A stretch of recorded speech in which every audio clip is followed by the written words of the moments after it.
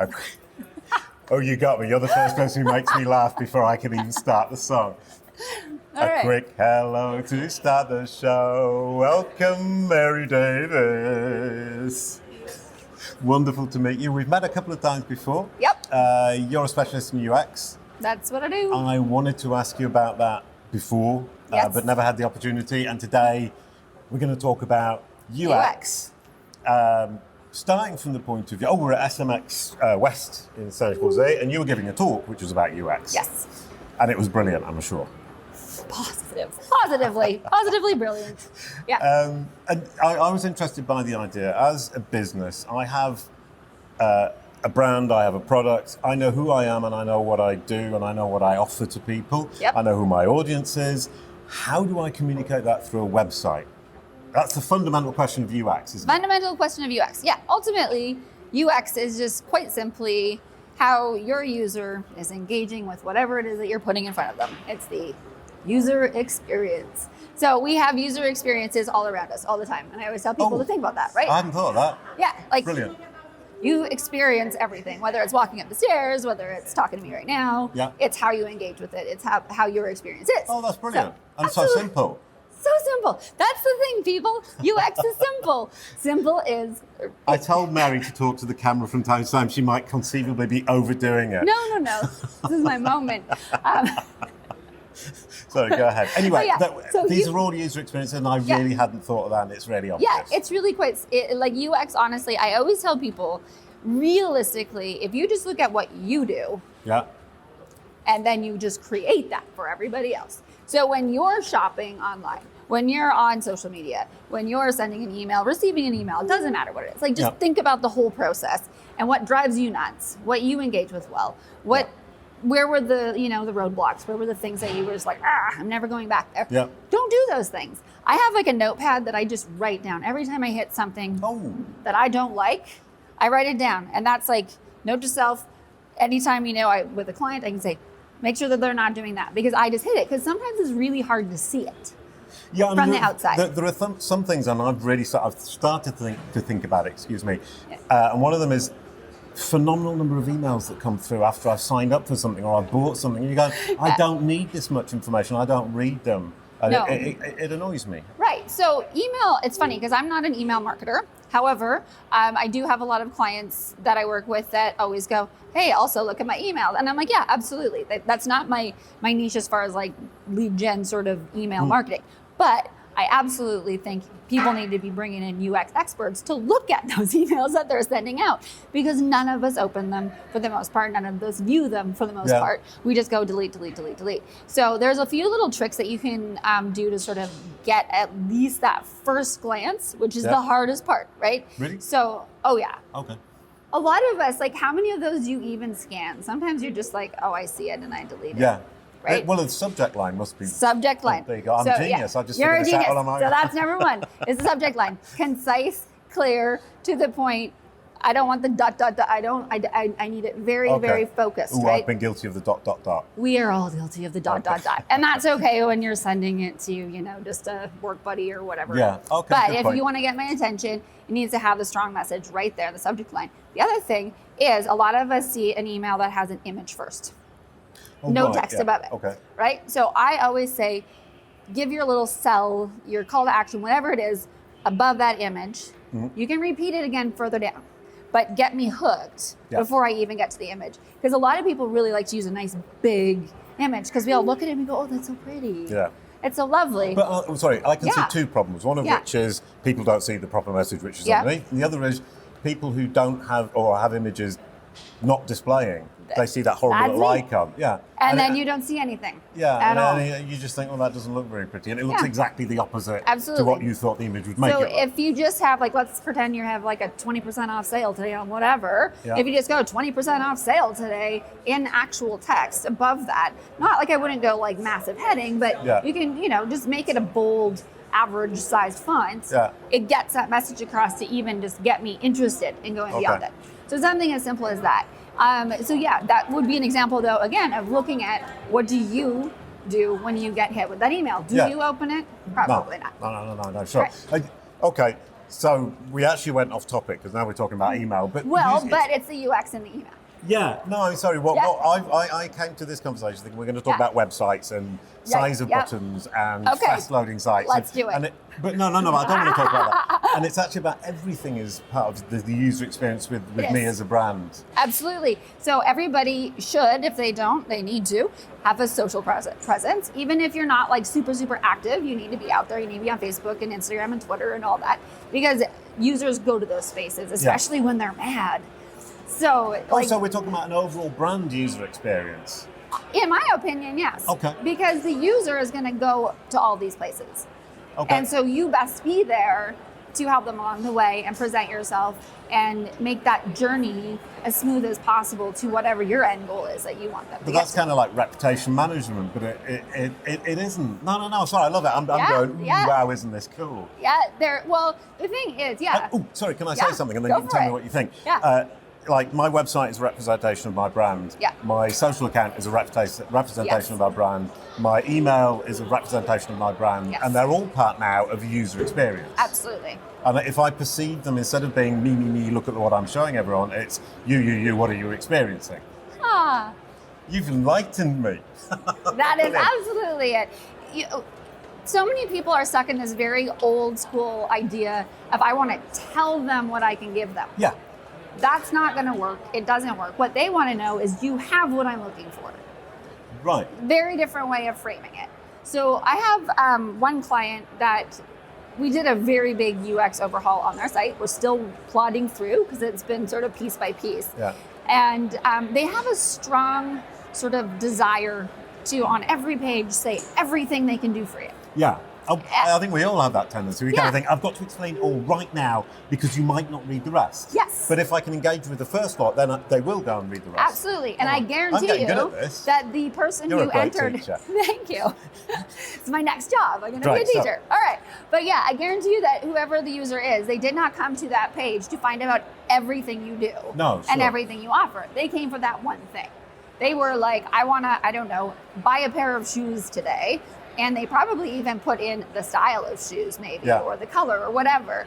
They don't want to know also that you sell hats and t-shirts and whatever. No, There's always a space that you can sort of upsell and add that in and go, also but maybe it's too early. But not on that page because you're actually just distracting them. Yeah. You're taking them away from the goal that you had and that they had, for goodness sake. Like they were actually going there for shoes. And now they're like, oh, I might want a hat. And now they're not even on the process, on the path that they were going to buy. They've got distracted from their initial idea. And honestly, it's hard to follow. So if you're going, and then, oh, well, that is an interesting hat, and then they're over here, and then they're like, I don't even know where to, how to get back to where I was. So a lot of what I do is focused on the navigation throughout the site. And I'm always less is more as far as the content on a page. That was my presentation today. Like just, keep it simple. Okay. Tell me, in my opinion, every piece of content should have a purpose. Yeah, okay. Don't put it on the page if it doesn't have a purpose. Okay. And the purpose should be to provide a solution or help or be useful to the person who's coming to it. Yeah, okay. Jono Alderson talks about a solution strategy. Okay, yeah. And if we approach whatever content we're creating, be it product pages or content for reading or informing or videos, whatever it might be, if you think about it as a solution for the user, and then you wrap it in an experience which is pleasant for the user. Absolutely. Sorry, I'm bringing it all together. Yeah, absolutely. It all works together. And that's like, I speak a lot with Dave because he does the technical and whatever, and I do the UX. Dave, who's standing right over there. There's Dave. Who isn't the guitarist from the Kinks. That's my favourite thing about him. Is not the guitarist from the Kinks. And nor is he a statue in Wales, because that's always in his presentation too. There's a statue. I didn't know. Okay, brilliant. Yeah. Anyway, where were we? Oh, right. Where were we? User experience. Yeah, we were on that. And Dave does the technical part. Oh, wait, when we're speaking. So often, like, looking at it as a whole. So, like, with SEO and UX and how that goes together. And today we were speaking, well, he wasn't in on that session, but I was speaking about UX and EAT and how that works together. Right. And so it's really just about the user experience is every single thing that the user is literally experiencing, from going to Google, searching in their, putting in their query, clicking through, getting whatever that is, or whether it's through like social media, entering whatever. But ultimately, Google, for example, they know that their users are looking for a solution. Nobody goes to Google to just like hang out. Like, go to YouTube to hang out, don't you? Yeah. So there you could, But like, you don't go to Google and just be like, wonder what's just randomly going to be there. Lovely point. Very simply put and very true. Sorry, go ahead. If that were the case, there would be something on just that plain old Google homepage. There's nothing there because I love that. That's a really good point. I'd never thought. Sorry, lots of simple points. I go, oh wow, yeah. They didn't have anything on the homepage because there is nothing. The point is you're looking for something. Yes. If you haven't entered a query, you don't go anywhere. You don't go to Google unless you have a question. Okay. Like you're looking for something. And so the idea is basically you search and you come onto the site and you're within an experience from the moment you start searching through the site. Carry on, sorry. Absolutely. And Google is more and more and more, thank God, because this was not always the case, caring about that user experience and ranking sites higher that have a good user experience. Yeah, so it's not perhaps measuring directly the user experience, but it's influencing how Google is showing its results. Sorry, Yeah. Well, and it's a combination of things which we do not have time to go into. No, okay. Yeah. It's a combination of everything from I was talking in my session about titles. Like, is your title truthful to what the content on the page is? Yeah. Something as simple as that. That's going to help you rank better, because if somebody is like not getting the information they're not looking or that they're looking for, that's not going to work well for you, right? But yeah, everything should be truthful, to the point, easy to navigate, take you to a clear directive that offers a solution to the question that you started the journey off with. Which is an incredibly simple way. I mean, that's a journey. A journey. To the point at which actually you're saying, okay, here's what you wanted. Here's the solution to your problem.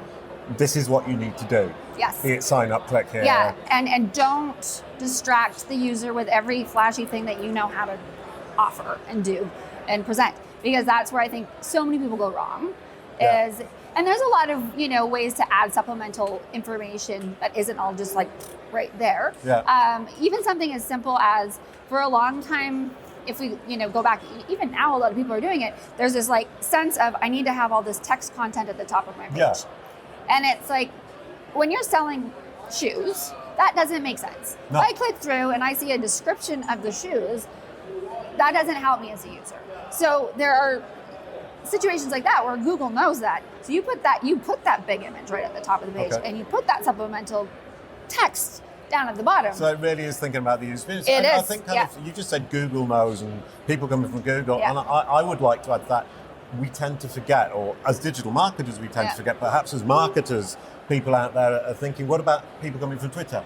Or people coming from an article I've written or another source. 100%. It isn't just Google. It's not. And it's funny, I actually did a session, this was years ago, and I was just talking to someone recently going, I really want to rebirth that session, because it was all about taking people from the social profile across to your site, and that sort of keeping the flow of that journey. And because I think a lot of the time, you're on Instagram, it's a very visual experience, whether that, or you're on Facebook and it's very chit-chatty, whatever, click through, end up on the site, and then... And the tone completely changes. Totally changes. So, And that's an interesting kind of thought, because in Google I'm going, okay, functionally I need the answer to a question or a solution to a problem. On social media I'm going, I'm wandering around in a kind of friendly, chitty-chatty, frame of mind, and I come across something and it makes me think, oh, that might be interesting. Yep. Which is a completely different mindset. Which would imply that the same page can't really serve both purposes. They can, but you have to understand that the user is coming to that content for a different purpose from the two spaces. So like we talked about already with Google, they're searching for something. Yeah. So that user, when they come to that page, they're hopefully getting the answer to their query, right? If they go to that same page, like let's pretend we're just whatever, we want to sell shoes that day and we're going to promote it on Facebook. Obviously that journey is going to be a little bit different, because they're getting hit by an ad. They weren't looking for shoes. They encountered shoes. Oh, I like that. And now I'm going to go, so their intent is very different when they... That then implies to me, I love the idea of looking for an encounter. And the encounter page, the landing page for an encounter would be more fluffy, descriptive, how wonderful could this be, blah, blah, blah, blah, and then push them on to the next page, which is the solutions page. Yeah, absolutely. If you've got like an ad that you're running, typically, best practice, absolutely have a landing page. Yeah. That's the best practice. Not everybody has the budget for that. And so sometimes, you are just going through into, whatever internal page it is that's going to work for you. But there is a way to always hybrid it and make it work. But ultimately, yeah, you have to, like, we could go on and on and on about this, but really it just comes down to the simplest. I'm gonna look at the camper. All right, the simplest. The simplest thing to do is look at everything the way that you experience it yourself as a person on your average day. Brilliant stuff. Thank you very much. But that's it. It's so easy. It's so easy. I guess they pay me to do it. A quick goodbye to end the show. Thank you, Mary. Thanks, Jason. Thank you. Brilliant stuff.